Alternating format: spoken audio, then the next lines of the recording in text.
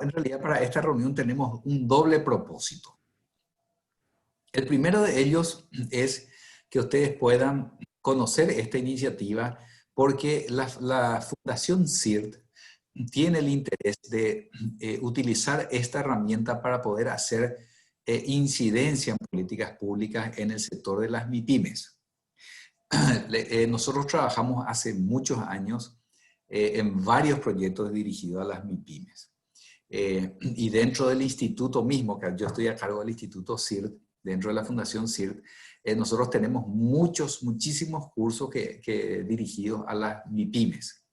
Entonces, y ahora nos estamos presentando también al CONACYT, un proyecto de investigación sobre las barreras para la formalización de las MIPYMES y otro proyecto de investigación sobre las barreras para el acceso al financiamiento de las MIPYMES.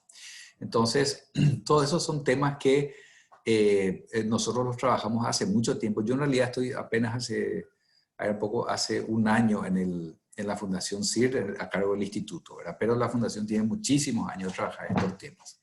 Entonces, nos interesa muchísimo, es más, dentro del Consejo de las MIPYMES que tiene el MIC, nosotros tenemos un espacio, Oscar Adamek, que es uno de nuestros colegas, él está representando a la sociedad civil en ese consejo en el Ministerio de Industria y Comercio. Entonces, lo primero es presentarles este proyecto para que ustedes analicen después la ventaja, la posibilidad, la utilidad que les puede dar tener esta plataforma, en donde los protagonistas en realidad son ustedes. Nosotros, como en este caso el empleo joven, ahí van a ver cómo funciona esta plataforma. En realidad los protagonistas son los jóvenes. Tenemos bueno, y eso es el primer propósito. Y el segundo propósito es conversar con ustedes sobre cómo ven ustedes la formalización laboral y sobre todo el empleo de personas jóvenes en el sector de las MIPYMES. Hablar un poco así, una conversación así de colegas sobre cómo les está afectando y qué medidas, porque lo que busca la plataforma en realidad es generar propuestas. ¿Qué medidas de política nosotros desde la plataforma de empleo joven tendríamos que proponer a las autoridades para que mejoren las condiciones de los jóvenes para el empleo? Entonces, dicho esto es una reunión de trabajo, no es nada formal, entonces siéntanse libres de poder interrumpirnos en cualquier momento si es que tuvieran alguna duda.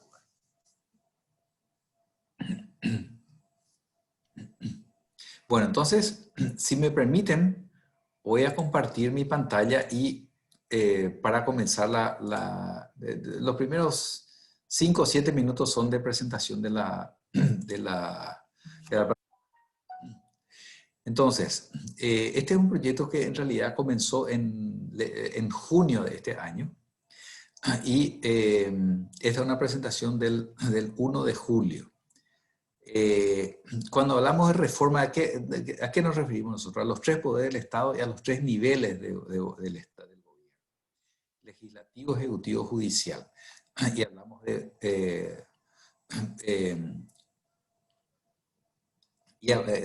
cuando hablamos de legislativo, ejecutivo y judicial, nos referimos a los 3 poderes.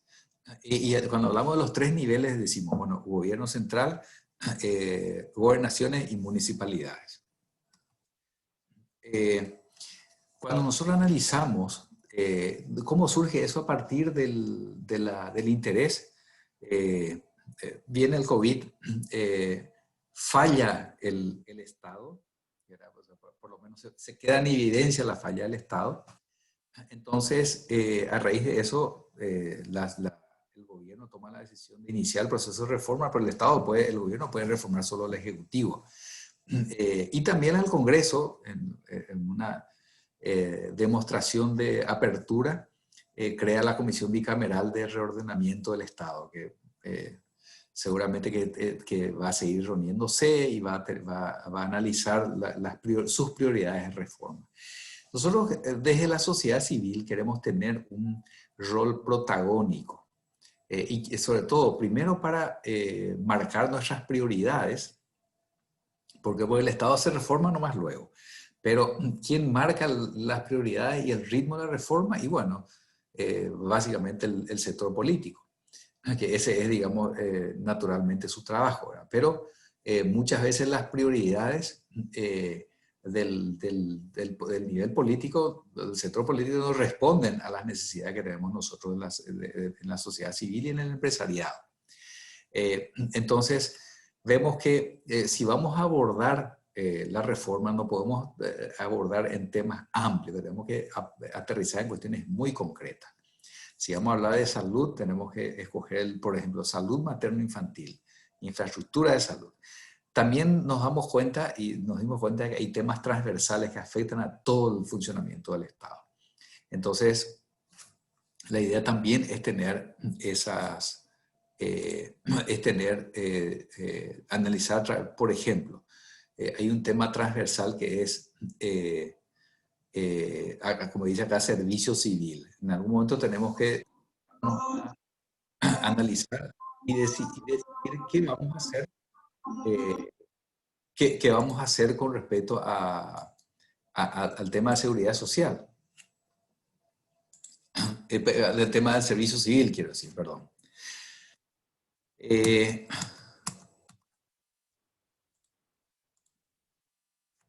Ahora, ¿cómo reformar? Incidiendo desde la sociedad civil, formando una alianza, que es lo que ya estamos haciendo, con otras organizaciones de la sociedad civil interesadas, y estamos trabajando también muy de cerca con muchos gremios. Estamos trabajando con la FEPRINCO, con la UIP, estamos trabajando ahora les voy a explicar en qué temas, con la Cámara Nacional de Comercio y Servicios. La Fundación CIR proporcionará una plataforma virtual para la participación de las organizaciones de la sociedad civil en el proceso de reforma del Estado. Esta plataforma es la que nos convoca hoy esta tarde.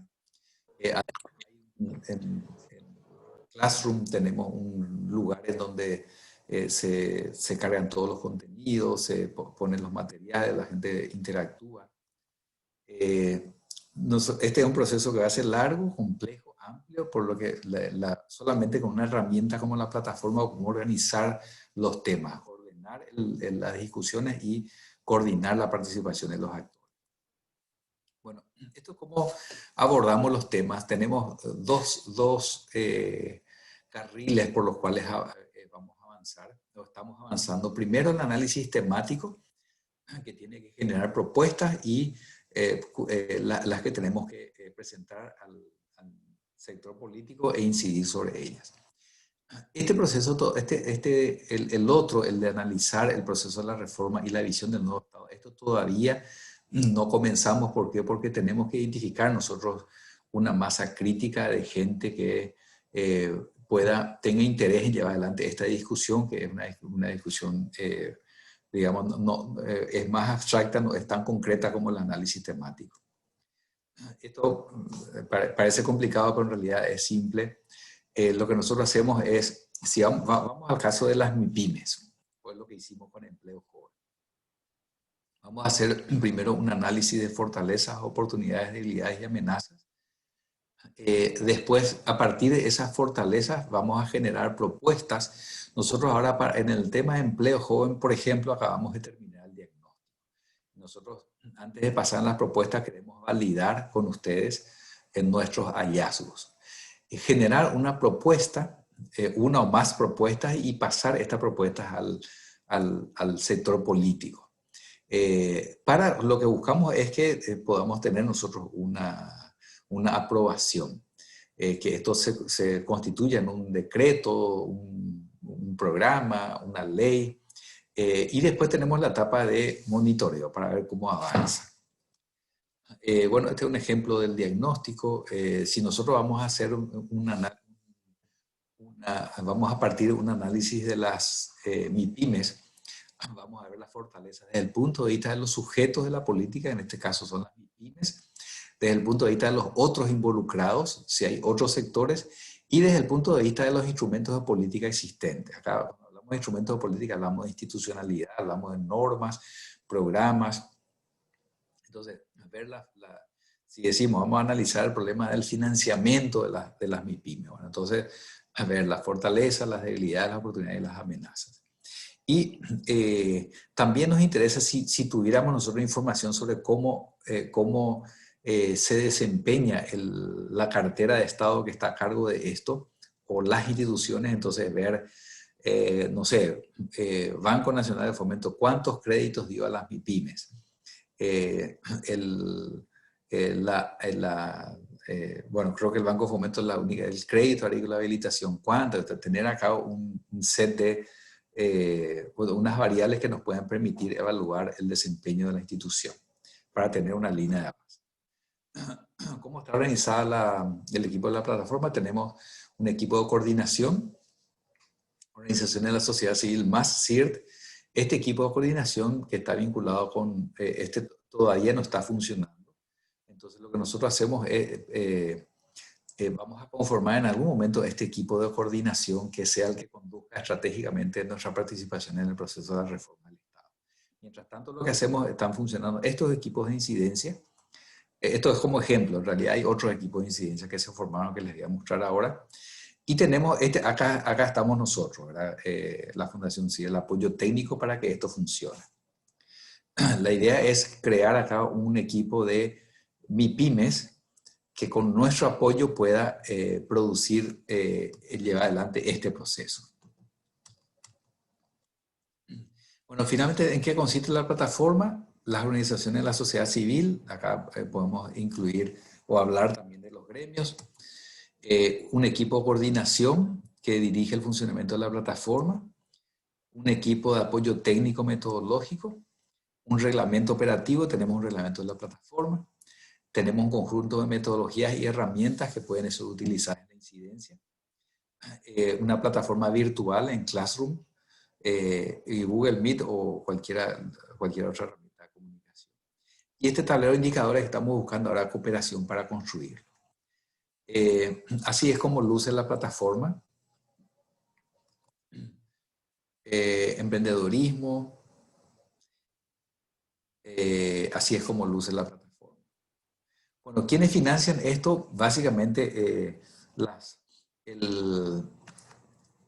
en muchos casos entendemos nosotros de que podemos conseguir recursos del Estado para poder hacer los diagnósticos, para tener expertos. Las organizaciones de la sociedad civil también están colaborando muchísimo, y también el CIRT que hace que la plataforma funcione. Tenemos ya aliados estratégicos, varias organizaciones de la sociedad civil, la Universidad Columbia de Paraguay, con quien tenemos un acuerdo. La cooperación internacional, tenemos un acuerdo de cooperación con el PNUD, con el que hicimos unos cursos de diálogo y participación. Ahora mismo estamos desarrollando tenemos el apoyo del Banco Interamericano de Desarrollo, que nos está proveyendo de expertos específicamente en el tema de educación. Bueno, esto nos va a ayudar a planificar, organizar, coordinar y tener mayor incidencia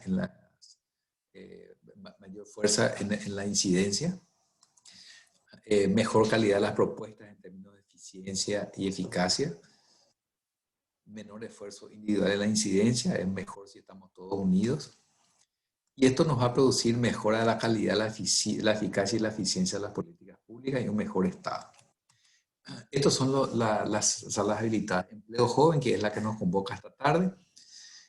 Nosotros ya pasamos la etapa de diagnóstico, como les expliqué. Tenemos 3 salas, Conjunto por la Educación. Ahora la semana pasada tuvimos una conferencia, un experto del BID de la región, que desde México nos dio una charla sobre financiamiento de la educación. Tenemos también un equipo de la mejora del gasto público, donde tenemos a ministro de Hacienda que generaron unas propuestas para mejora del gasto público. Acá le tenemos a Manuel Ferreira, Spalding, Santiago Peña y me estoy olvidando, y Germán Roja, que está participando desde Washington. Sistema de Seguridad Social, acá es donde tenemos a la FEPRINCO, nos reunimos una vez a la semana, los viernes, Estamos trabajando en la propuesta de ley, trabajando con el senador Stefan Rasmussen, en una propuesta de ley para gobernanza del IPS. Estas son las salas que tenemos y estas son las que vamos a instalar próximamente. Y por supuesto lo que nos interesa también es en el caso de que ustedes tengan intención en tener el interés de tener un apoyo de la plataforma, instalar un equipo de incidencia sobre MIPIMES. Bueno, esto entonces me extendí un poco más de lo que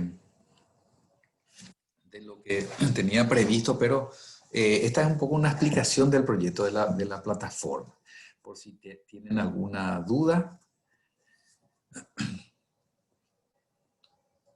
Yo creo que la plataforma es muy práctica, muy interesante. Lo que no veo es, por ejemplo, plazos, ¿verdad? Porque cuando hablamos de reforma del Estado, pues entramos en un camino tipo el show que se hizo en el Banco Central, donde todos se fueron a discutir, públicos y privados, etcétera, etcétera, y el líder de esto era Velázquez, por ejemplo, ¿verdad? Entonces, medio que se diluyó. Entonces, yo creo que el tema de la reforma del Estado, pues, es una cuestión urgente. Entonces, creo que la idea es interesante.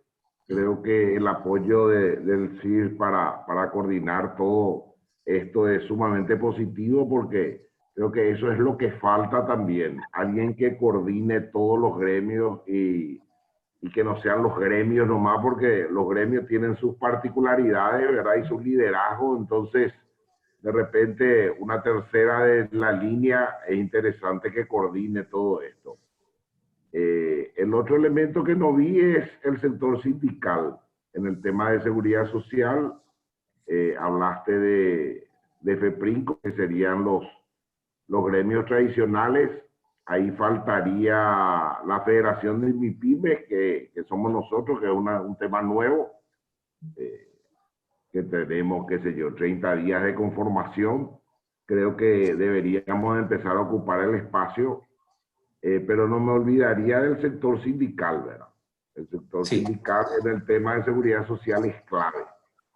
Sí, a ese respecto, Luis, primero les invitamos formalmente, este viernes tenemos reunión, yo les voy a compartir igual el link de la reunión del equipo de incidencia de gobernanza IPS. Están también las centrales sindicales, el más activo participante es Víctor Infran de la CUT, le tenemos también a Tania Morel de CUT-A y Sonia Leizamón de la CGT. Le hemos invitado a los NIT y le hemos invitado a Miguel Sayas, pero ellos no participan. No obstante, sí están participando estos gremios que son los que tienen una participación activa en el tema que es tan importante, ¿verdad? Nuestro propósito en ese tema es que librar la primera, la madre de todas las batallas, que es quitarle al sector político el manejo de los fondos del IPS. O sea, esa es la madre de las batallas y tenemos que estar todos unidos porque si no, no vamos a tener la fuerza, ¿verdad?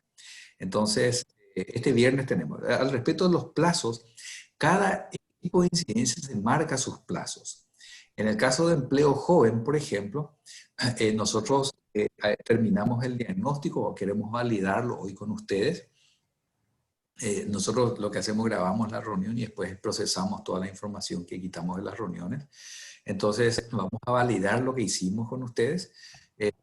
La siguiente reunión, el próximo martes, porque los martes en realidad nos reunimos, hoy lo hacemos lunes por feriado nomás, el próximo martes ya vamos a trabajar en las propuestas que puedan contribuir a que que más jóvenes puedan tener la posibilidad de conseguir un empleo. Entonces, en el caso de que creemos nosotros un equipo de MIPYMES, entonces nosotros vamos a hacer nuestro cronograma. O sea, ustedes, digamos, ¿no? Ustedes tienen que ponerse su cronograma, sus plazos, y nosotros acompañamos y apoyamos en todo lo que sea para que eso se pueda hacer. Lo que buscamos acá es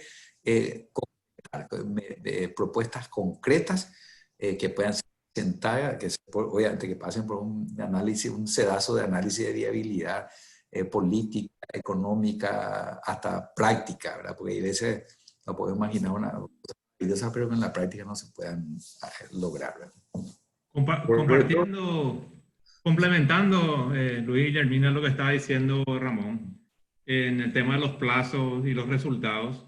Primeramente, yo comparto, Luis, plenamente de que esto de hablar de la reforma liderada por el vicepresidente, bueno, ya sabemos por dónde va.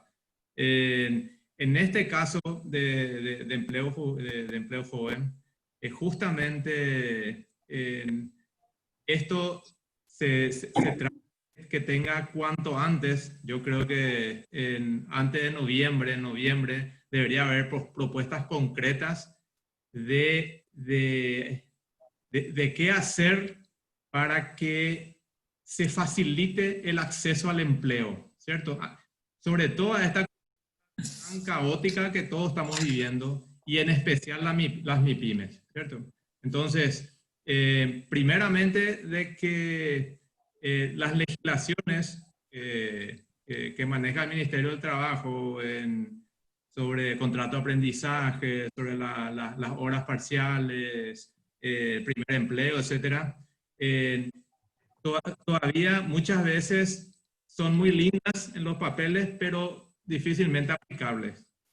Y por otro lado, siempre está, es decir, y es lo que queremos ahora escucharle también a ustedes, es decir, esas MIPYMES que tienen 2, 3, 5 funcionarios, ¿por qué no pueden acordar entre empleador y empleado para trabajar con la flexibilidad que eso requiere, ¿cierto? Porque la situación es caótica, es decir, todos los emprendedores están destruidos financieramente y sin capital de trabajo, y bueno, entonces todas esas cosas es que se está debatiendo y tratando de ver si se podrían proponer,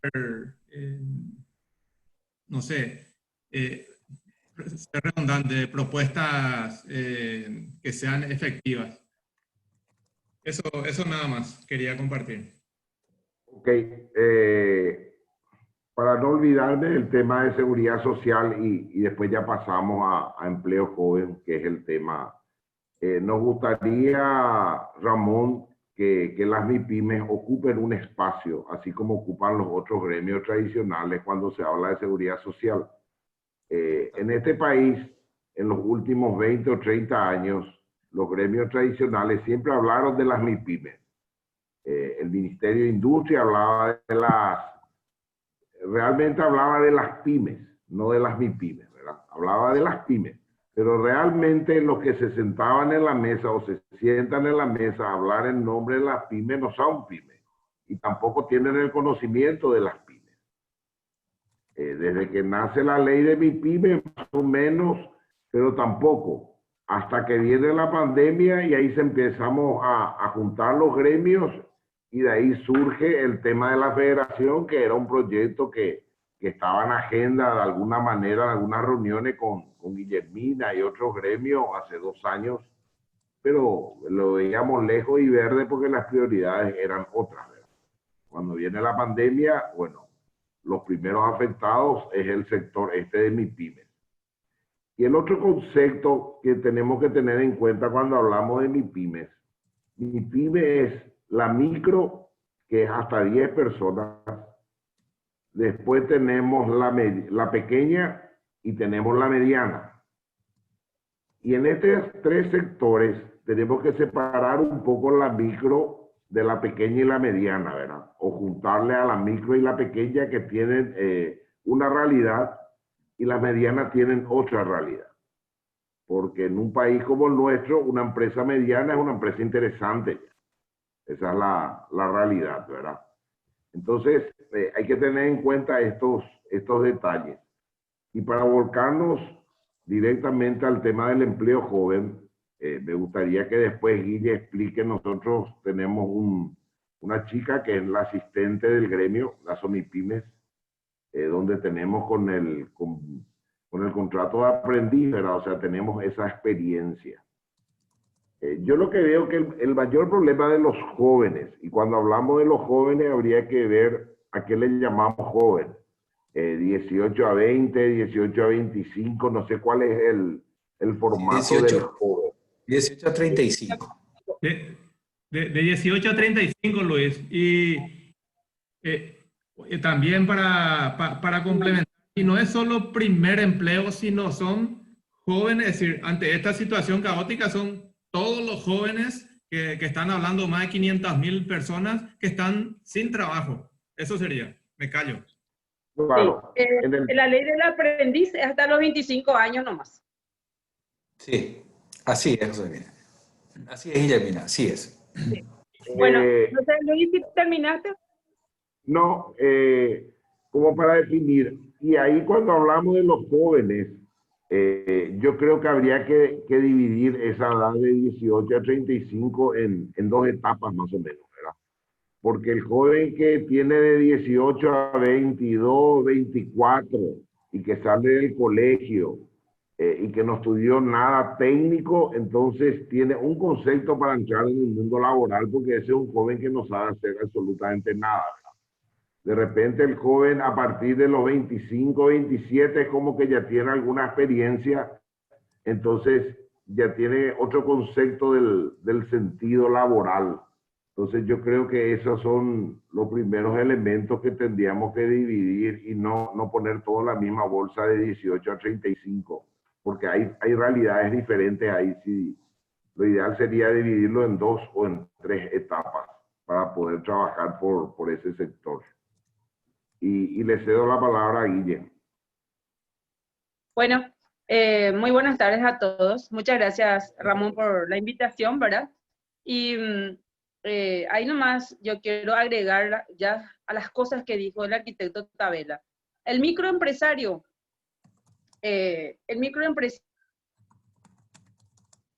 personal, ¿verdad? Y yo creo que deberíamos de volver a dividir esa micro en 2, 3 etapas. Porque está el micro, que hace 1 año, 2 años es empresario, está vendiendo algo, pero no está ni siquiera formalizado ni sabe ni qué es lo que es la formalización. El otro que ya hace 3 a 5 años que está trabajando, pero resulta que factura y solamente factura, no sabe más nada, ni siquiera registro tiene, no sabe nada. El tercero, que ya sería más o menos el que, no sé, está en 7, 10 años, por lo menos ya tiene un registro, ya tiene, no sé, ya tiene un sistema, pero no está, ¿cómo se dice eso? No está, la empresa en sí no está madura y ni siquiera está profesionalizado. A eso es lo que quiero llegar. No son empresas profesionales, les falta muchísimo. Entonces, no podemos meter las microempresas directamente, 10 empleados y tiene que facturar tanto. No es cierto, es mentira eso. Y eso es lo que tenemos que ver, cómo hacer para que funcione. El tema del IPS, el Seguro Social, me parece a mí una microempresa. Jamás va a ser competitivo si nosotros pagamos igual que una pequeña o una mediana. Para las micro debería ser diferenciado.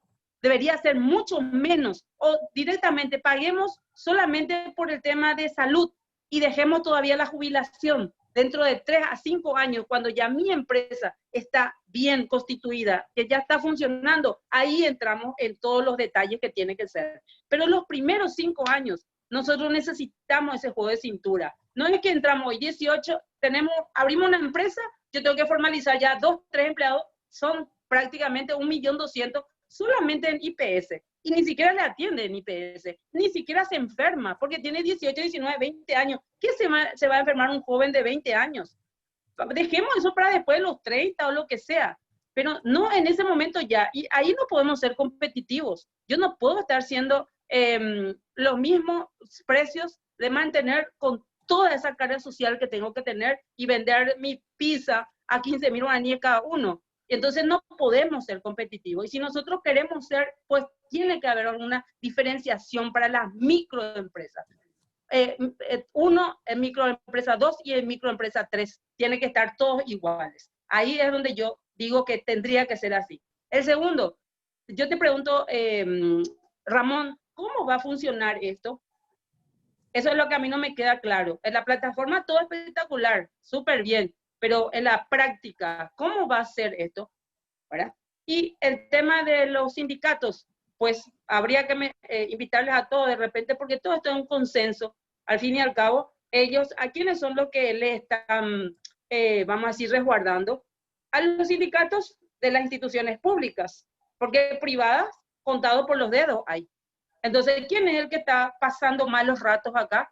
Solamente las instituciones privadas. Esos son los que más pasamos mal y somos los que más plata estamos poniendo para esto. Entonces, hay cosas que tenemos que consensuar ahí, cambiar. La ley del Seguro Social del IPS, como vos dijiste, Ramón, tenemos que unirnos todos los empresarios. No puede ser que una carta orgánica de 100 años atrás nos tenga que seguir marcando la vida. Eso es inaudito, no se puede. Ya somos 8 millones y más de 700,000 empresarios y nosotros seguimos. No, no se puede cambiar. No, no, no. Para mí se puede cambiar. No se quiere cambiar porque hay intereses públicos que ellos están teniendo ahí. Y nosotros eso tenemos que cortar. Tenemos que cortar o si no, esto no va a cambiar nunca nada. Los jóvenes que quieren trabajar, mira, yo tengo una chica, como dijo Luis, en la ASOMIPYMES, es una aprendiz, no trabajó nunca en ningún lado, vino y es una luz. Realmente me tocó una persona excelente, es una luz, es inteligente, es práctica, piensa en todo. Le traigo a un chico de 20 años, varón, que 20 años tiene, y le estoy haciendo una carga, nomás está haciendo, él no está haciendo todo lo que Rocío hace, ¿verdad? Y él sí ya trabajó en otro lugar, pero no tiene la práctica que tiene Rocío, entonces obviamente yo como institutriz, vamos a decir, le tengo que enseñar todo, de verdad, desde el cómo y desde el vamos. Entonces él va asimilando, pero no quieren trabajar los jóvenes. Vino una chica, nosotros las microempresas, yo abrí una microempresa y nuestra cédula MIPYMES nos permite primer salario 1.800.000, ¿verdad? Más IPS, que es por los 2.100.000. No pagamos por 1.800.000, sino que pagamos completo. Y esta chica tiene 22 años, ella ya se recibió en la, no sé, licenciada en hotelería, no sé qué cosa, pero no encuentra trabajo, nunca trabajó. Y le dije yo, te voy a pagar 1.800.000 y tu horario es tal hora. No, ella quiere ganar mucho más que 2.500.000, porque ya es licenciada, ¿eh? Pero ni siquiera sabe hacer una nota. Entonces, todo eso tenemos que ver cómo hacer, porque vos no le puedes traer como secretaria a una chica porque no sabe hacer nota, no sabe hacer Gmail, no sabe hacer nada de eso. Que es lo que en algún momento con Neo, ¿te acuerdas con Neo que trabajábamos, Ramón? Se capacitó a mucha gente a través de SNPP, ¿verdad? Pero tampoco llegó vamos a decir, a lo que uno quería. No llegamos al máximo esplendor de ese proyecto. No llegamos. Entonces, hay cosas que tenemos que cambiar, ya no funciona más, entonces tenemos que hacer algo diferente. Y bueno, eso nomás quería comentar y ahora ya me callo. Gracias. No, por favor, no te calles, Guillermina, que estamos acá para conversar. Adelante. Ustedes van a hacer su catarsis, yo estoy tomando notas, estamos grabando, así que siéntase. ¿Cuál es el perfil que vos querés que te transmitamos? ¿Te hablemos de los jóvenes en el mundo laboral o toquemos el mundo laboral? ¿Por qué no le toma a los jóvenes? Sí, en realidad las dos cosas. Acá hay digamos, para comenzar a hablar, en un escenario de febrero 2020, antes del COVID, ¿verdad? Es el que nos interesa. En realidad acá, primero nos interesa saber cómo afectó el COVID al empleo y particularmente al empleo joven, desde la experiencia de ustedes. Y después ya en un escenario de febrero 2020, ¿qué dificultades tienen o tenían las MIPYMES para contratar jóvenes y qué medidas requieren para que se pueda reactivar el empleo? Te hablo. Te voy a dar mi percepción y la percepción que que tenemos un grupo de famosos, vos te reunís con un grupo de amigos en el asado y cada uno habla de la problemática que tiene en su empresa, ¿verdad? Básicamente la mayoría de mis amigos son industriales y comerciantes, ¿verdad? El mayor problema que ve el empleador hacia el joven, independientemente al salario y todo ese tipo de cosas que comparto con Guillermina, pero yo siempre digo que también es cierto que una persona no puede trabajar por 1,5 millones y con ese 1,5 millones tiene que pagarse el almuerzo, el desayuno, el pasaje. No le sobra absolutamente nada, entonces nadie quiere trabajar por 600.000 guaraníes, ¿verdad? Pero el mayor problema que yo veo es que el joven no está motivado hacia el trabajo. Ese es el mayor problema que se tiene en general. Porque se perdió el amor al trabajo y se dejó de enseñar el amor al trabajo, la disciplina y la responsabilidad en el colegio. En la universidad, yo que pasé por la universidad hace muchos años, nunca te hablaban del trabajo. Las universidades, de hecho, que están preparadas justamente, pero no están unidas al mundo laboral. Ellos dicen que sí, pero es bola, no están unidas al mundo laboral, van en paralelo. La educación va en un sentido y la empresa va en otro sentido. Esa es la realidad, no se encuentran nunca. Entonces vos traes a un joven, así como dice Guillermina, seguramente le habrá pasado a todos los que alguna vez hicieron entrevistas, y no quiero generalizar, ¿verdad? Porque de repente vos generalizás y te dicen, no, no le quiero contratar a los jóvenes. Pero en líneas generales, ellos tienen un pensamiento diferente. Y ese pensamiento diferente no es de responsabilidad ni de disciplina. Ese es uno de los problemas. El otro de los problemas es cuando hablamos de la franja de 18 a 25, esa persona no tiene ningún tipo de experiencia y tampoco está motivado, entonces es muy difícil retenerle en el trabajo. Y hoy, en líneas generales, la gente está buscando personas mayores de 40 años porque son más estables que el joven. Y las empresas que pueden tomar mujeres en su trabajo prefieren las mujeres. O sea, las mujeres para mi criterio, están liderando el mundo laboral por una sencilla razón de responsabilidad y de disciplina con respecto a los varones, que son incidencias importantes. Y hoy vos tenés un montón de jóvenes sin trabajo, y no es que no hay trabajo, hay trabajo. No estoy hablando época pandemia, porque a partir de marzo tenemos otro mundo que bueno, no podemos medir. Estamos hablando de antes de marzo. Hay trabajo, pero hay mucha indisciplina en el joven, en el trabajo. Y ahí es donde está ligado a la parte de educación que vos hablaste al comienzo en la placa que pasaste. Yo creo que hay que trabajar mucho en el tema de educación, en el tema del colegio, ya hacia el amor al trabajo. Y hay que volver a arrancar con los colegios técnicos. Los colegios técnicos en este país se perdieron, absolutamente. Entonces, cuando sale el chico, y ahí hablamos de la franja de 18 a 25, y sale del colegio a los 19, 18, 20, no sabe hacer absolutamente nada. Y lo primero que piensa es irse a la universidad, y posiblemente no puede pagar. Y si no se va a la universidad, se frustra, porque las carreras técnicas no son tomadas como carreras en serio. Y ahí hay un trabajo muy grande que tenemos que hacer, y una responsabilidad muy grande desde el sector privado y desde el sector público también. Pero yo no le quiero echar siempre toda la culpa al sector público, porque tenemos que preguntarnos qué estamos haciendo como sector privado en ese aspecto, porque al final los únicos perjudicados es el sector privado, no es el público. Cuando nos conseguimos gente capacitada, los perjudicados somos nosotros, porque tenemos que capacitarla a un costo muy alto, o nos quedamos sin gente.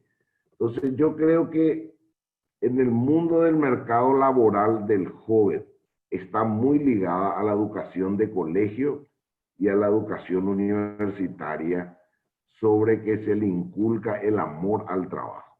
Esos son dos elementos, la ética, el trabajo, la disciplina, las ganas. Eso es muy importante. Y en el tema de la educación técnica también es muy importante. Porque ustedes imagínense de repente, la hija de ustedes viene un muchacho que es el novio de tu hija y te dice que es electricista. Medio que no te gusta, pero si te dice que estudió marketing en esa universidad donde vos te vas 2 horas por día y después de 4 años te dan un título de licenciado, te cambia la historia o sea, esa imagen es lo que nosotros tenemos que borrar. Y yo les puedo asegurar que un sanitarista o un electricista gana 2 o 3 veces más de lo que gana un especialista en marketing. Mucho más. Entonces, ahí es donde hay que hacer un trabajo público-privado y de educación para cambiar ese concepto. Porque si no, siempre va a ser una barrera para los jóvenes. Esa es la parte que yo le veo. Y después, como dice Guillermina, no hay un incentivo que tenga el empresario por contratarle a alguien y capacitarle a ese joven. Que yo no pretendo pagarle menos. Yo pretendo pagarle un salario mínimo, pero que el Estado de alguna manera me devuelva una parte, o con el IVA, o con el impuesto a la renta, o con lo que fuera, una parte que me devuelva. Y en el tema de que pueda tener seguridad social y no tenga jubilación, y bueno, ese es un tema ya más que hay que trabajar en el cambio de la seguridad social de nuestro país y definir, ¿verdad? Yo considero exactamente que la persona hasta los 30, 35, que no sea obligatorio pagar la jubilación.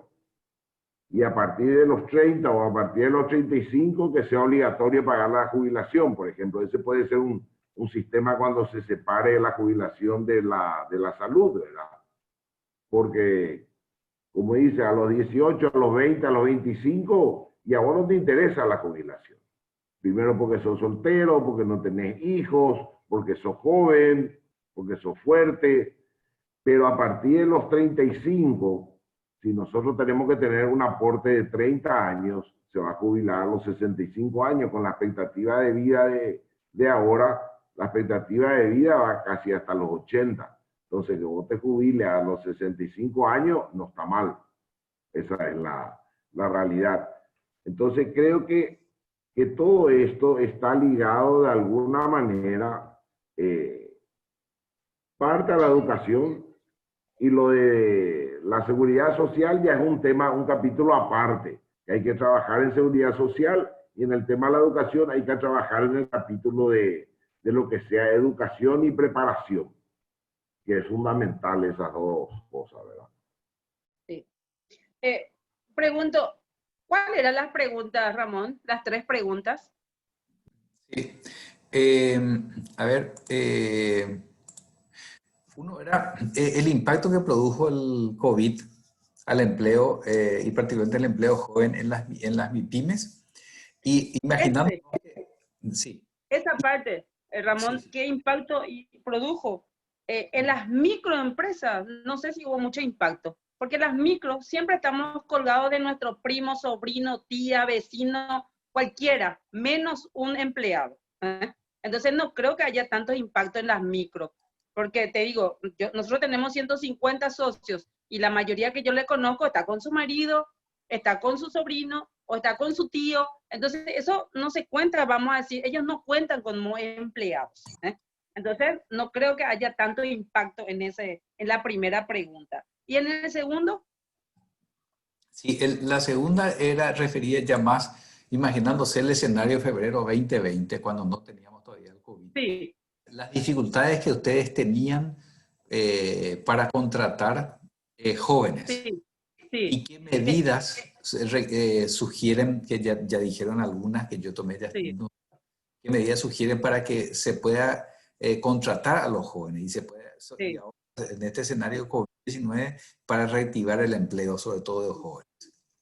En esa segunda pregunta, el tema de que ya dijimos algunas cosas, pero yo veo nomás, yo tengo varios jóvenes ahora conmigo trabajando, ¿verdad?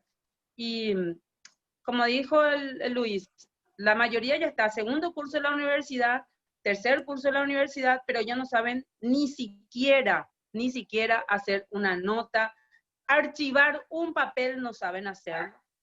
Entonces yo creo nomás que si le preparamos para trabajar según el rubro que va a hacerlo, ¿verdad?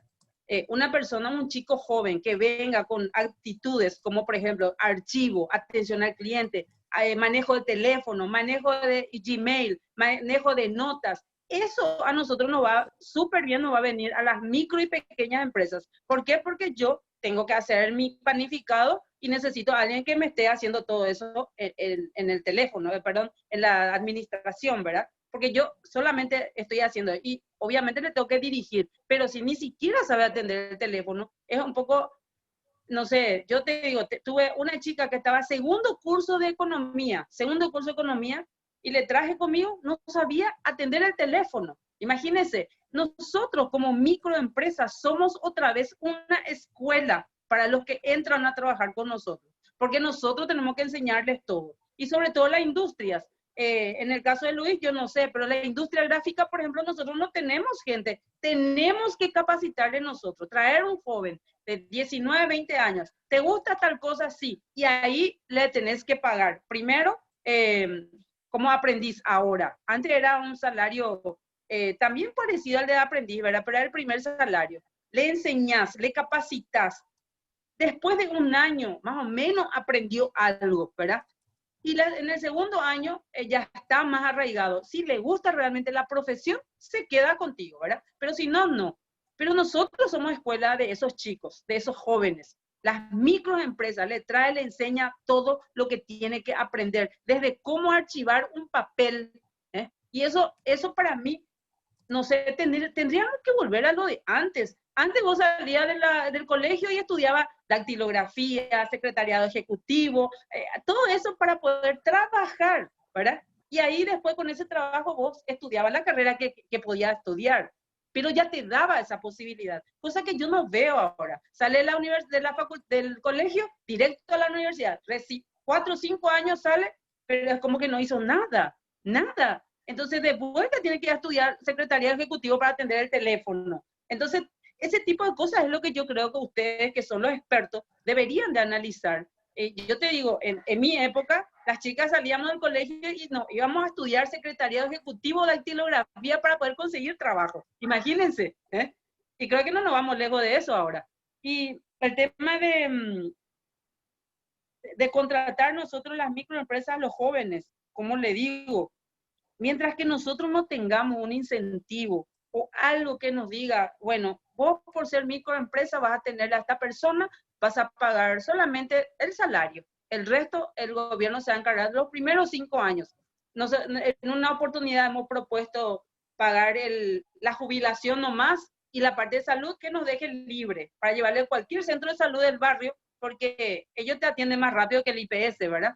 Y ahí el joven de 25 a 25 años ni siquiera está enfermo, a no ser que vos le agarres ya lo a uno enfermo, ¿verdad? Pero está sano, ni piensa enfermarse. Entonces, todo eso nosotros propusimos, y bueno, ya queda en cancha de ustedes, ¿verdad? ¿Cuál va a ser lo más conveniente para las micro y pequeñas empresas? Sobre todo para las micro, que es el 98% otra vez de los 94% de mis pymes, ¿eh? Es el que mueve, el que está haciendo ese 2, 3 pizzas que está vendiendo por día y que está generando 150.000 guaraní por día, ese flujo de caja lo hacen las micros. Ellos son los que hacen ese flujo de caja. Entonces, a ellos es lo que tenemos que atenderle. Así que eso era un poquito el tema del contrato, ¿verdad? Algo tenemos que incentivar o motivar. Gracias. Muchas gracias, Guillermina. Bueno, realmente hay una coincidencia entre todo lo que hemos visto hasta ahora. Y realmente, ahora acá surge también un tema que es realmente nuevo. que nosotros no hemos analizado y que tiene que ver con la valoración de las carreras técnicas, ¿verdad? Esa es una realidad. Así como dijo Luis, ningún joven quiere ser despreciado por dedicarse no sé, a ser técnico en refrigeración, ¿verdad? Y yo he visto mi año del SNVP, he visto, me acuerdo que una vez visitamos en Fernando de la Mora, un taller gigantesco, y yo le felicité al dueño, le dije, te felicito, che, ¿y cómo pudiste hacer todo esto? Y me dice, yo soy egresado del curso de refrigeración del SNPP. Me dice, yo con mi profesión construí todo lo que vos ves. Me dice. Entonces, ambos coinciden también en que, y también de lo que tenemos anotado nosotros, entendemos que, así como pasa, por ejemplo, en Alemania con el sistema dual, las empresas tienen un rol central en la formación del joven. Eso que hablamos que mencionaban de la disciplina, del respeto, la responsabilidad, es también una realidad. Y analizamos en una reunión con estas empresas que se encargan de la intermediación laboral y decían, bueno, tenemos que tratar de hacer que también nuestras empresas sean atractivas para los jóvenes, ¿verdad? Pero yo creo que hay también hay realmente un déficit por la poca valoración, y más todavía con esta generación que es tan superficial para todas las cosas y que no se compromete con nada. Creo que hay mucho que hacer acá. Y yo opino, esta es mi opinión, yo recorrí también eso, una de las cosas que concluí después de trabajar 4 años con jóvenes en el SNPP. Yo sinceramente creo, yo les cuento que no me fui al cuartel, porque cuando me fui al cuartel me descubrieron que tenía un problema cardíaco, del cual me operé ahora hace 2 años. Y entonces no me pude ir a la CIMEFOR cuando todos mis socios se fueron, y me sentí frustrado enormemente. Pero me doy cuenta de que el cuartel era para muchos jóvenes la única oportunidad para aprender 2 cosas centrales que ustedes mencionan: respeto y disciplina. Entonces, hoy día nosotros tenemos, nuestra cultura es una cultura matriarcal. Nosotros decimos que somos todos, que el hombre es el que decide. Mentira.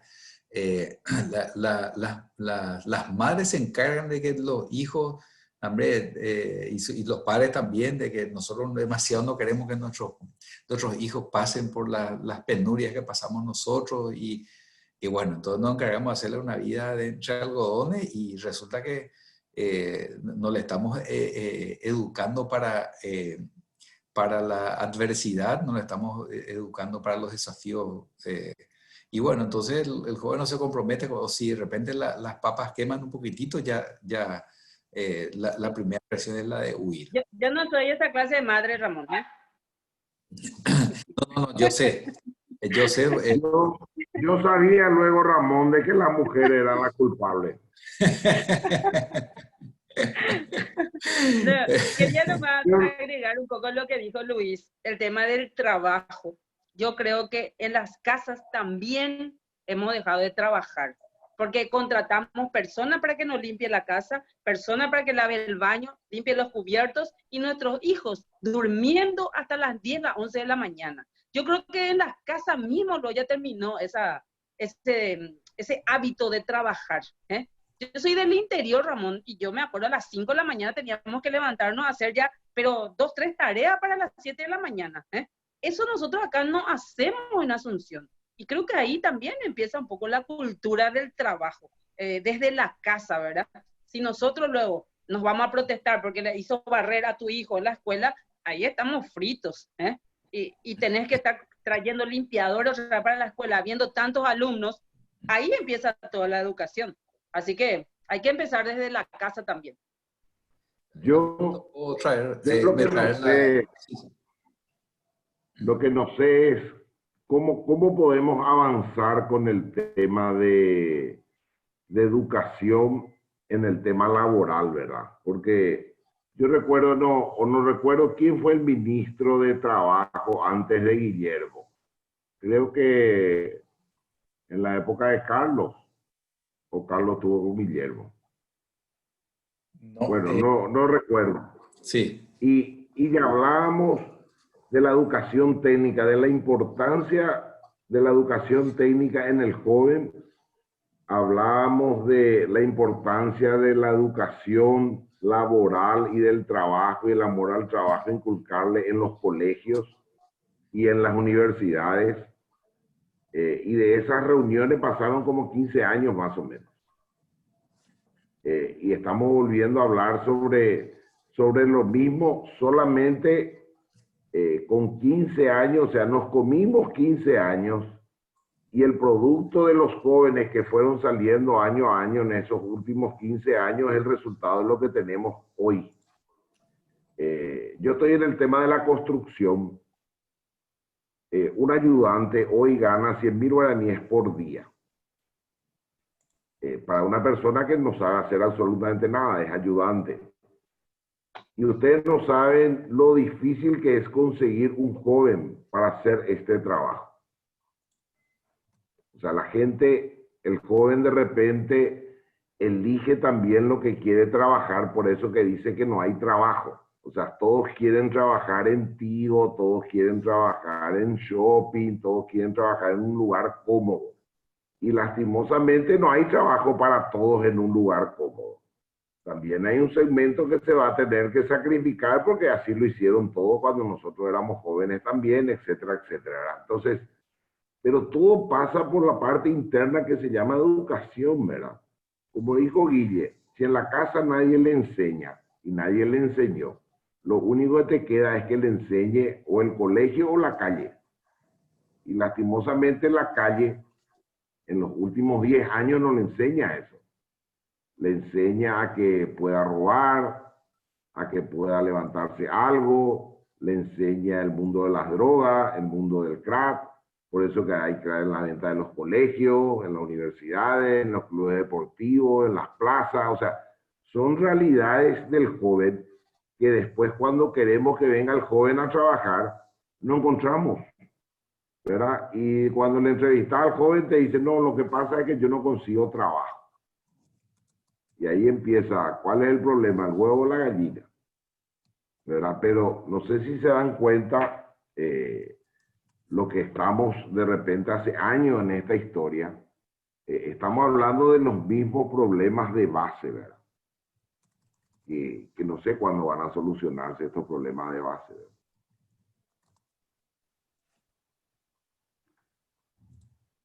Sí, realmente son cuestiones estructurales que pasan, bueno, pero es cierto, la responsabilidad no va a ser solo los colegios. Yo creo que acá todos podemos aportar.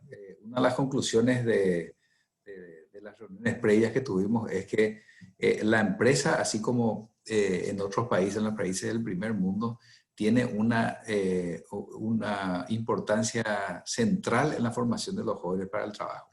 A mí me tocó traer el programa dual al SNPP y nos fuimos a Alemania para conocer, invitados por el gobierno alemán, nos fuimos a conocer el sistema dual en Alemania. Más del 50% de los jóvenes en Alemania estudian carreras técnicas. Plomero, albañil, y nos contó cuando eso el consejero de la embajada, me dice, la pasada se me descompuso una canilla en mi casa, entonces llamé a un plomero para una camioneta Mercedes-Benz de esas que usan para los servicios así del año, nuevita, se baja un tipo con mameluco, entró a mi casa, puso, me dice, presentó el lugar donde iba a trabajar como si iba a hacer una cirugía. Terminó todo su trabajo y me pasó un presupuesto de 500 euros. Y me dice, bueno, por supuesto que ese es el costo de lo que gana uno de estos profesionales. Entonces, lo central acá yo opino igual que ustedes, la valoración del trabajo técnico. La valoración, ¿por qué? Porque acá si vos no te vas a la universidad ya fracasaste, ¿verdad? Solamente el que se va a la universidad es el que va adelante. El que no, el que estudia refrigeración es un ciudadano de segunda. Entonces creo que podemos hacer mucho en ese sentido, valorizar lo que son los oficios. Y eso simplemente mostrando los casos de éxito. Hay muchísimos casos de éxito de gente que gana mucho más que un licenciado en marketing, que a lo mejor gana el salario mínimo y un poquitito más nomás. Y lo otro, también coincido también con ustedes, la educación en valores, valorizar el trabajo, el esfuerzo, la responsabilidad, la disciplina. Todas son cuestiones que hay que trabajarlas, y yo creo que podemos trabajar no solamente, por supuesto que no podemos entrar en las casas para enseñarle en el hogar a los jóvenes, ¿verdad? Pero sí en las empresas, de alguna manera, y eso podemos nosotros proponer como una de las medidas, que se puede hacer una formación en esos valores que se necesita para, no solamente para las MIPYME, ¿verdad? En general, para tener éxito en la vida, vos, si no estás dispuesto a romperte el lomo, si no estás dispuesto a sacrificarte, si no estás dispuesto a ser responsable, a ser disciplinado, a respetar, por supuesto que no vas a ir adelante, ¿verdad? Todo ese tipo de cosas creo que podemos nosotros incluir dentro de una propuesta que incluya al Ministerio de Educación, al Ministerio de Trabajo, y que nos convoque a todos.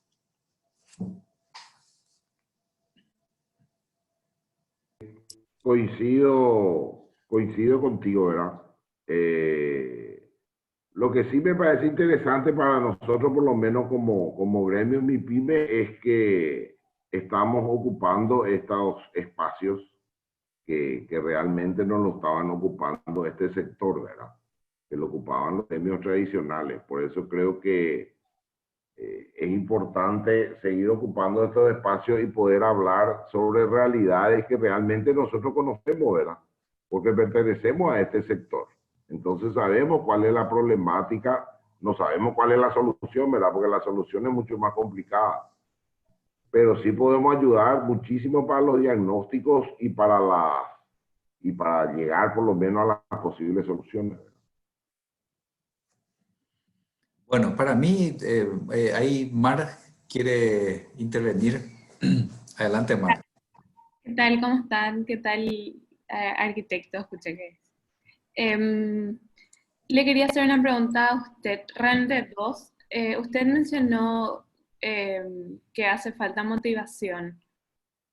Si bien ya dijo que considera que es la educación, etcétera, etcétera, pero motivación, o sea, ¿qué recomendación, digamos, se le ocurre como motivación? Eso sería uno, motivación para el joven, digamos. Y la otra es, por ejemplo, usted contrataría a una, esto es súper personal porque yo conozco gente que, porque mi universidad estaba al lado del bañado, y compartía bastante con ellos, es que ahora, por ejemplo, alguien que era cuidacoche no tiene trabajo, pero sí siempre hizo, por ejemplo, trabajos de albañilería, trabajos, etcétera. Pero por el lugar donde se encuentra, a veces es más difícil que consiga un trabajo. Como usted está en la parte de construcción, digamos, ¿usted le contrataría a una persona que es de esa zona o existe ya un cierto prejuicio, por así decir, hacia esas personas, digamos, que no solamente de usted, sino de la gente en general, digamos? Eso. Esas serían las dos consultas. A ver, cuando hablamos de los jóvenes y hablamos en este tipo de grupos, no digo sino en este nivel social, digamos, parecería de que los jóvenes son solamente los que van y trabajan en las comunicadoras o en los bancos, pero hay todo un submundo de jóvenes que son de los asentamientos. Nosotros tenemos que tener en cuenta también un detalle para el análisis general. Yo tengo una fábrica, fabrico pisos de granito, hacemos obras civiles también, ¿verdad? Estamos en el 82. En el 82 digamos hasta prácticamente el 90, 92, 95, no existían prácticamente los asentamientos en Asunción. Entonces venía la gente del interior, alquilaba una pieza y se iba a trabajar en la construcción. ¿Por qué la construcción? Porque la construcción absorbe a toda esa mano de obra que habla, por ejemplo, solamente en guaraní, prácticamente no hablan español y no sabe hacer nada. O sea, porque viene del campo y no sabe. Y en la construcción es como rápido aprender, ¿verdad? Después del gobierno, digamos, después del 89, después del gobierno de Nicanor, empiezan a proliferar los asentamientos. Y hoy, según datos que yo no sé si son muy ciertos o no muy ciertos, tenemos más de 1 millón de personas en asentamiento en Asunción y el departamento central. Básicamente el 60 o el 70% de la población de estos asentamientos son jóvenes. Y estos jóvenes, cuando no acceden a un trabajo formal, digamos, están en la informalidad o cuidando autos o lo que fuera. Yo estoy ubicado cerca de Interramada. Nosotros tenemos 3 asentamientos alrededor, qué sé yo, Cateura estará 15 cuadras, 18, y debajo del puente, debajo del cerro tenemos 2 asentamientos grandes, y en Puerto Pabla hay otro asentamiento grande. Desde esa época, desde el 92, 93, prácticamente el 50 o 60% de mi gente son de asentamiento. O sea, yo no le veo ningún problema porque es asentamiento. ¿Por qué yo no le contrataría a un cuidacoche? Y te soy bien sincero. Porque el cuidacoche saca 100.000 guaraníes sin esfuerzo. Y más también dependiendo de la zona donde están. Y no tiene disciplina. Y cuando va a una fábrica tiene que marcar tarjeta a las 7 y tiene que marcar a las 12 y tiene que marcar a las 5 y tiene responsabilidades. Por eso particularmente no le contrataría a un cuidacoche. Pero sí le contrataría a cualquier persona de cualquier asentamiento. De hecho lo hacemos, ¿verdad? De hecho lo hacemos, no. Y todo el sector de la construcción también tiene ese mismo problema. No va a dejar de contratar a esa gente. Esa historia de que porque Juan es de un asentamiento nadie le va a contratar es bola. ¿Verdad? Hablando mal y rápido, yo te digo que el que dice eso es bola. Ahora, seguramente no le va a contratar para una oficina, pero no porque sea de un asentamiento de Cateura o debajo del cerro o de la Chacarita, sino porque no reúne los requisitos para hacer ese tipo de trabajo. Pero en construcción, sumamente positivo.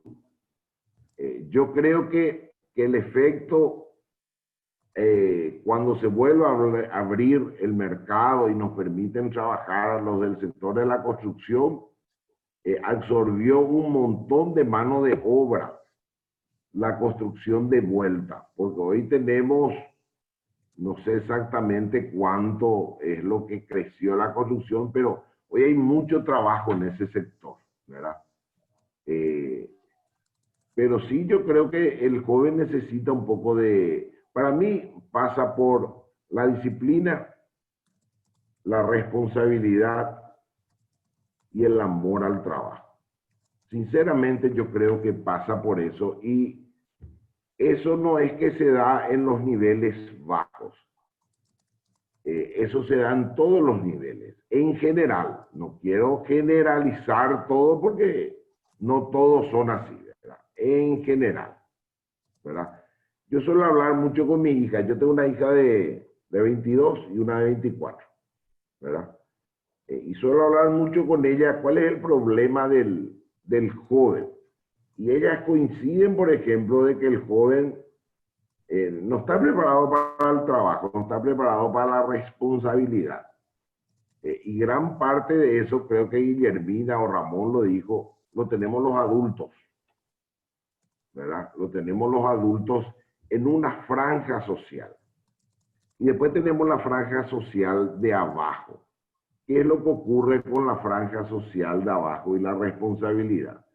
El que vive en un asentamiento, y estamos hablando de más de 1 millón de personas, no paga alquiler, no paga agua, no paga luz, recibe ayuda durante todo el año de alguien, siempre de alguien. Y eso destruye la mente de la persona. Porque cuando esa persona, después vos le decís que tiene que ser disciplinado, que tiene que cumplir un horario, y no le gusta. Porque en los últimos 5 o 6 años está haciendo eso. Y cuando sube el río, se mueve. Se mudan a una plaza o lo que sea y reciben la ayuda, etc. No está bien. Pero el problema es que yo creo que no son ambiciosos.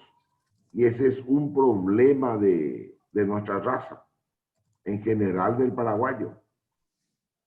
Y ahí podemos volver a hablar de la educación, porque yo no creo mucho que porque los guaraníes hace 2000 años y nosotros proveemos los guaraníes, nosotros salimos así, ¿verdad? Yo no creo mucho eso. Lo que pasa es que hay algunos que tuvimos la suerte de estudiar, de estar en una familia que nos enseñaron y bueno, y sobresalimos más que otros, ¿verdad? No sé si contesté o mezclé mucho los temas. Marazos. María del Mar, pero sí está, María no, del Mar. sí. No sé si contesté lo que me preguntaste o te mezclé todo, te hice una ensalada. No, pude rescatar los puntos importantes. Vale. Bueno, no sé si alguien más tiene alguna otra pregunta. Trajimos cosas sumamente interesantes y nuevas en todo esto. Carlos, ¿querés hablar? Sí, yo tengo un comentario muy interesante. Siempre los aportes de Luis y también de nuestra presidenta de Asomipyme, ¿verdad? Que ya la conocemos por su también trayectoria de lucha por las empresas pequeñas y microempresas, ¿verdad? Coincido plenamente con ambos en su apreciación de que este tema ya lo venimos conversando, trabajando desde hace mucho tiempo. Y en algo también creo que coincidimos, si no explícitamente, implícitamente todos, es que si bien hablamos del tema y coincidimos en la problemática, con Guillermina, con Luis, con Augusto, contigo, Ramón, con Mar, con todo lo que estamos en este grupo, coincidimos en nuestro análisis, pero que después quedamos, parece ser, en el deseo de hacer algo, pero no avanzamos en la construcción de políticas públicas.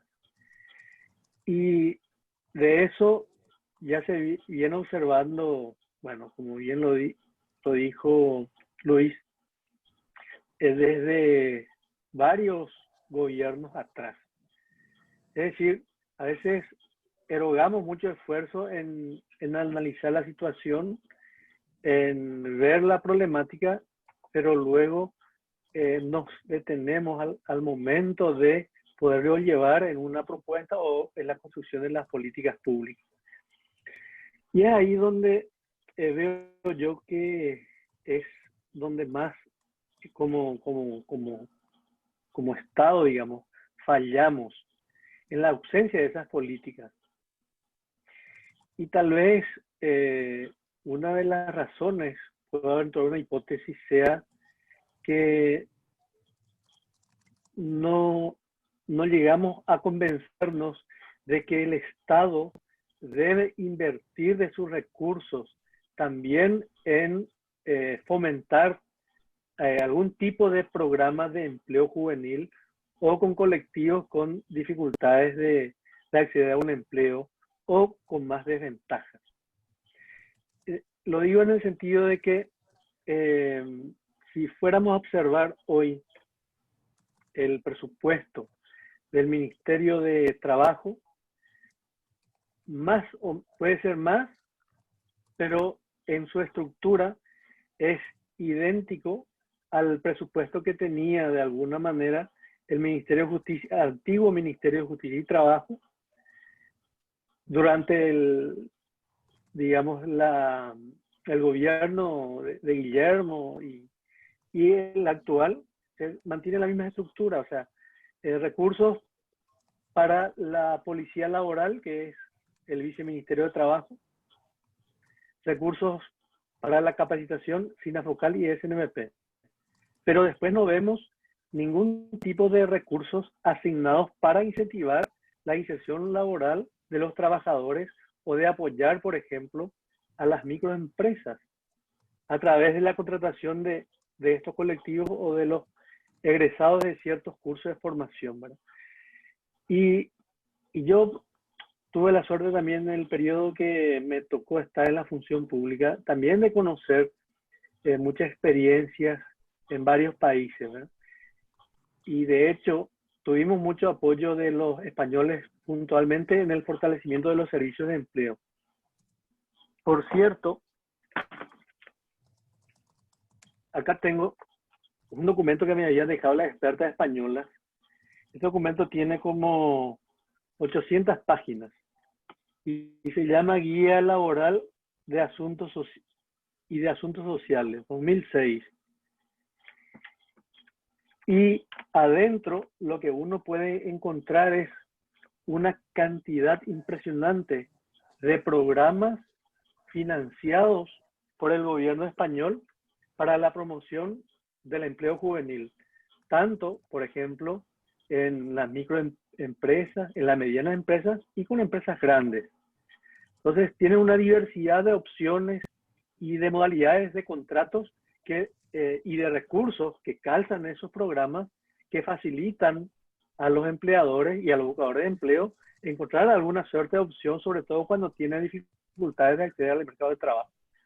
Entonces, lo que yo digo es que en algún momento dado tenemos que, uno, garantizar que estos espacios de discusiones o sobre todo, de participación de los representantes y los actores sociales, empresarios o sindicatos, permanezcan en el tiempo y tengan también un rol más preponderante sobre los recursos que existen y sobre la política pública fundamentalmente. Y que no se los tenga solamente como portavoces o como en los espacios consultivos, sino que también participen activamente en la construcción y aplicación de las políticas, por un lado. Y por otro lado, que los gobiernos en algún momento empiecen a tomar en serio estos aportes y que definitivamente se pase, digamos, del mero deseo de hacer algo a poner los recursos financieros y humanos para que se generen, digamos, estos programas que tengan finalmente una incidencia real, sobre todo en los espacios o en los sectores que más están generando empleo, ¿verdad? Estamos hablando de las micro y pequeñas empresas.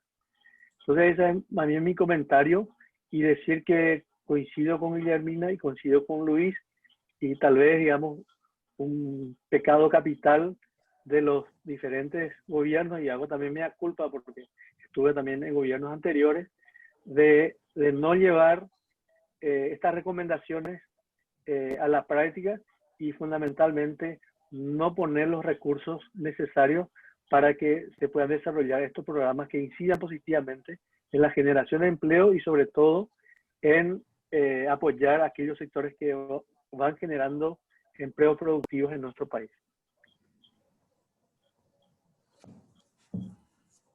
Excelente, muchas gracias, Carlos. Bueno, yo he tomado nota de todo. César Augusto Armele quiere hacer uso de la palabra. Adelante, César. Sí, buenas noches. Un placer compartir con ustedes, un gusto. Bueno, yo quería trasladarle un poco una visión, ¿verdad? Estuve leyendo algunos comentarios en última hora de este domingo, ¿verdad? De algunos de los que escriben naturalmente en el periódico, ¿verdad? Y hay una visión parcial en los que escriben en economía, donde hablan de la macroeconomía, de cuánto vamos a crecer o decrecer. Y parte de los problemas que tenemos es que no miramos la integralidad de los problemas, sino lo miramos parcialmente. Por ejemplo, en la economía, miramos la macroeconomía, pero la microeconomía tiene poca difusión. Y nos están hablando que nuestro país va a decrecer este año solo 1% o cosa por el estilo, ¿verdad? Pero realmente el problema tiene otra dimensión cuando observamos a la gente, a las personas, a las pérdidas de empleo y ese tipo de cosas, ¿verdad? Entonces, creo que uno de los temas principales es incorporar una visión integral de la problemática. Y cuando hablamos de economía, poder hablar integralmente de qué significa esto que estamos viviendo con esta cantidad de personas y familias que quedaron sin recursos. Y cómo podemos realmente reactivar la economía. Porque hoy la información es, no, vamos a crecer el próximo año, vamos a pasar adelante, solamente decrecimos 1%, vamos a decrecer 1%, pero el sufrimiento que está en la gente, eso no se está traduciendo en esa visión y en lo que está significando realmente hoy.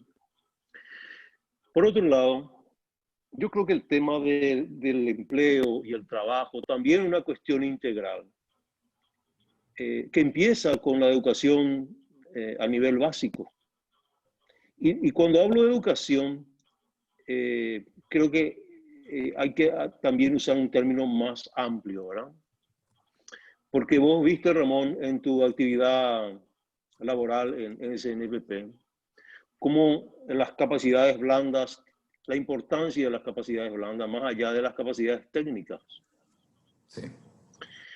Y en materia del colegio, de la educación básica, inclusive la media, en donde trasladamos o intentamos trasladar conocimientos, está faltando la parte de las capacidades blandas, en donde tiene que haber una formación del carácter, el espíritu, la actitud del joven, que le va a acompañar durante toda su vida y no solamente instalar conocimientos o información, para que nuestros jóvenes puedan superar la dificultad que hoy tenemos, que le intentamos trasladar esta información, pero el procesamiento de dicha información tiene dificultades.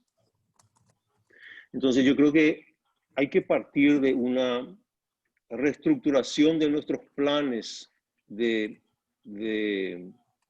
educación en el término más amplio. Y esa educación no solamente incorpora a los maestros y las instituciones públicas, inclusive privadas, sino también a los padres, ¿verdad? Porque la formación es mucho más que trasladar información. Y creo que algo de eso se fue perdiendo en el tiempo. Y eso se concatena con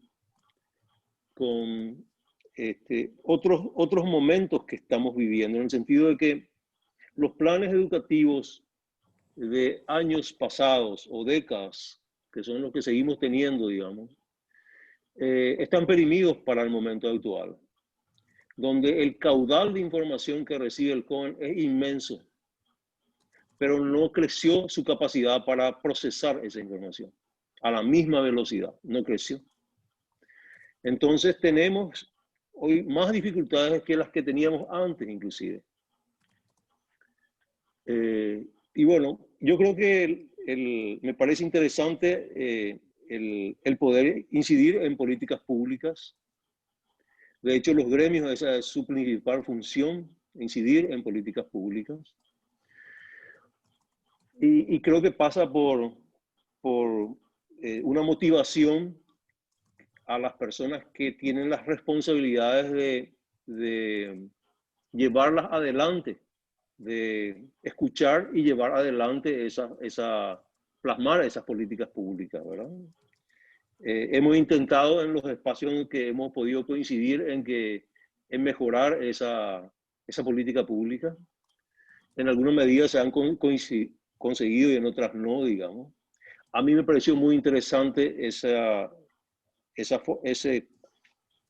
curso de formador de formadores que desarrolló el SNVP. No sé cómo quedó finalmente esa iniciativa, que me parecía muy interesante, porque podía capacitar a los propios formadores partiendo de la base que necesitábamos elevar el nivel de capacidades para ser más eficientes en lo que hacíamos. Y era un sueño que eso se pueda ampliar y extender a todo el sistema educativo, ¿verdad? No sé si vos tenés alguna reflexión al respecto, si cómo prosperó eso. Sí, perfecto. Bueno, realmente un gusto y un honor, César, poder estar compartiendo este espacio contigo. A nosotros nos tocó con César Armele participar del órgano rector del SINAFOCAL. Era la instancia en donde estaban representantes de las centrales sindicales y el empresariado junto con el sector público para dibujar, primero analizar estratégicamente el desafío de la formación profesional y a partir de ahí diseñar políticas públicas, programas que puedan ayudar a que mejore la formación profesional. Y yo siempre valoré mucho primero la enorme responsabilidad de César durante todos estos años de ocupar ese espacio que estoy seguro que le generaba más estrés que satisfacciones. Pero no solamente eso, sino porque mucha gente también participaba puntualmente de las reuniones, pero fundamentalmente de sus aportes y su visión muy pragmática de lo que tiene que ser la formación profesional. Así que muchas gracias, César, por sumarte a este espacio y creo que desde aquí algo podemos hacer. Sí, y realmente a todo el equipo del CIR nos mueve el mismo propósito. Lo que nosotros hicimos, César Armele se está refiriendo a uno de los programas más importantes que el SINAFOCAL trajo en el gobierno anterior, que se contrató del Instituto Feuerstein de Israel, que era para enseñar habilidades blandas y habilidades cognitivas a los jóvenes, comenzando por la formación de los docentes, de los instructores. Ese programa, de alguna manera y en algunos elementos, nosotros tenemos en el Instituto CIRT, en la Fundación CIRT. Y en este momento particularmente, nosotros después, creo que es el tercer intento que estamos teniendo durante este gobierno de poder contribuir algo en formación docente. Le hemos hecho, la Fundación CIRT le ha hecho una propuesta técnica al Ministerio de Educación y Ciencias para formar docentes utilizando la tecnología que habíamos adquirido del Instituto Feuerstein de Israel. Por supuesto que con algunos agregados y sobre todo orientado a la formación, a la educación para la vida y no tanto la educación para el trabajo. Pero una de mis preocupaciones era, bueno, si nosotros no estamos, de hecho que el CIMA continúa, tienen siempre su curso de formación, pero nosotros nos ocupamos de hacer que esto también se extienda a otros ámbitos. Entonces, y estamos en ese empeño, César.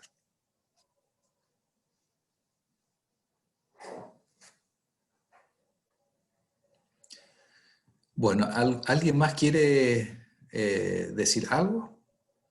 ¿Cómo sigue esto, Rafael? Bueno, esto sigue lo que nosotros hicimos y queríamos validar un poco las conclusiones que quitamos de las conversaciones anteriores. Nos hemos reunido con Víctor y Fran de la CUT, nos reunimos con empresas que trabajan en el servicio de intermediación laboral, hemos tenido el testimonio también de un joven.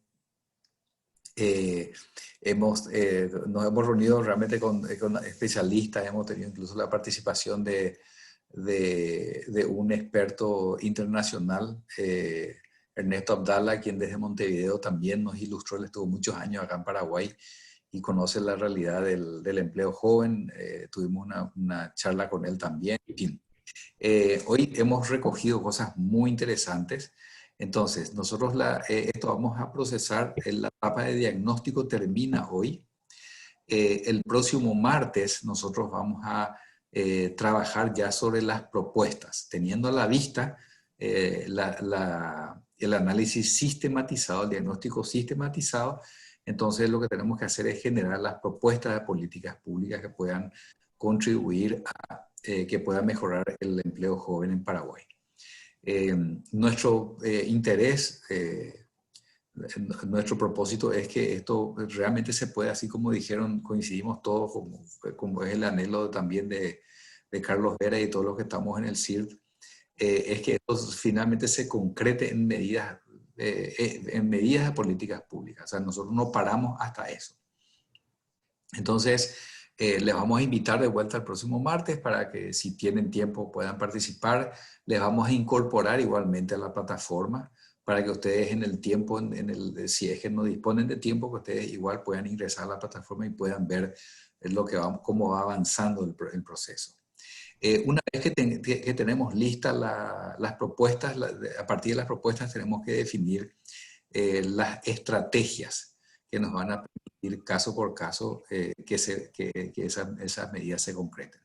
Así a priori vemos que no hay muchos cambios que hacer en la normativa, que es una muy buena noticia, porque si hablamos de reformar leyes, ahí ya los plazos se nos disparan y sobre todo entramos, no tenemos ni siquiera una estimación de tiempo. Pero acá estamos hablando de, por lo menos de lo que hemos relevado hasta ahora, medidas que tienen que ver más que nada con, por ejemplo, una difusión sobre las modalidades de empleo que están vigentes y que de alguna manera significan una flexibilización de las condiciones para la empresa,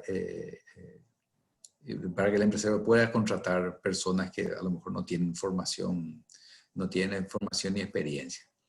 Entonces, creo que hay mucho de difusión, porque obviamente ustedes son dirigentes del sector, entonces están muy bien informados, pero la realidad es que a lo mejor el 99% de las MIPYMES no sabe que existen estas facilidades. Vemos también de que una medida que la reglamentación de la Ley de Empresas de Acciones Simplificadas va a contribuir enormemente a la formalización de una gran parte de microempresas, y eso también va a ayudar a la formalización del empleo. Entonces, creemos nosotros que si nosotros difundimos, informamos, le contamos a los microempresarios de que existen estas facilidades, creemos que se puede contribuir enormemente a la formalización del empleo también. Y otras, lo que ustedes están comentando son cuestiones que realmente profundas que tenemos que atacar también y que tienen que ver con la educación en valores. Uno de los temas que surgió también en el diagnóstico es que la empresa, así como en Alemania, puede tener un rol central en la formación del joven para el empleo, y que en la línea de lo que decía Carlos Vera y que ustedes mismos decían, a lo mejor algo se puede hacer para que se pueda incentivar a las empresas para que asuman un rol decisivo y central en la formación del empleo. O sea, hoy día nosotros creemos que la empresa no tiene responsabilidad para la formación del empleo y que lo hacen, digamos, porque no tienen otra alternativa. Yo creo que el enfoque debería ser diferente, debería ser el enfoque que tienen los países a los que les va mejor en esto, ¿verdad? Que mencioné. Y que realmente que el empresario pueda entender de que en realidad es su responsabilidad también la formación del joven. Y ese cambio de enfoque puede significar mucho de todo punto de vista y puede tener un impacto muy positivo en la formación de la gente. Y bueno, entonces, esa es la idea. Nosotros a partir de la próxima semana vamos a estar trabajando todas las propuestas. Les invitamos a que se puedan unir y seguramente que, así como estimó Augusto, para noviembre probablemente tengamos ya cuestiones bien concretas que presentar. Y la idea es hacer incidencia después, o sea, no quedarnos en eso también. Nosotros no tenemos que parar hasta que esto se implemente. Y la idea es que una vez que se implemente, que podamos también hacerle un monitoreo así como está propuesto en la metodología. Fantástico. Quedamos atentos y bueno, nos gustaría como Federación de MIPYMES también estar en la mesa de seguridad social. Creo que es fundamental para nosotros, porque si no, todos hablan por las MIPYMES, pero no representan a las MIPYMES. ¿Cómo no? Les vamos a invitar para de hecho ya hay un enlace, así que yo les voy a compartir eso enseguida. Y está también la invitación a que podamos conformar un equipo de incidencia que pueda tratar los temas de financiamiento y de formalización de MIPYMES. En el tema de formalización, esa es una mesa, por ejemplo, muy importante para el sector. Y ahí podemos aportar bastante, sobre todo desde el punto de vista del problema, por qué razón las empresas no se formalizan, ¿verdad? Excelente. Así mismo, excelente. Bueno, realmente yo personalmente me siento demasiado contento y agradecido con Luis, con Guillermina. Muchas gracias a todos los asistentes. Hoy hemos quitado, cuando pensábamos los temas, hoy tenemos cosas nuevas. Y con César también. ¿Cómo? Con César también, que estuvo... Sí, César también, que es un honor poder estar de vuelta en contacto con César. Así que... César, si no va a la peluquería, no prende su cámara, por eso no está apagado.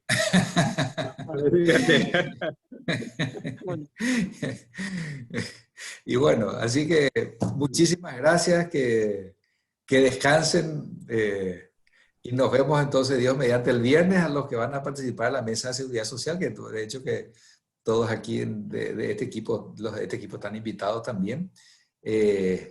Entonces nos vemos el viernes, si Dios lo permite.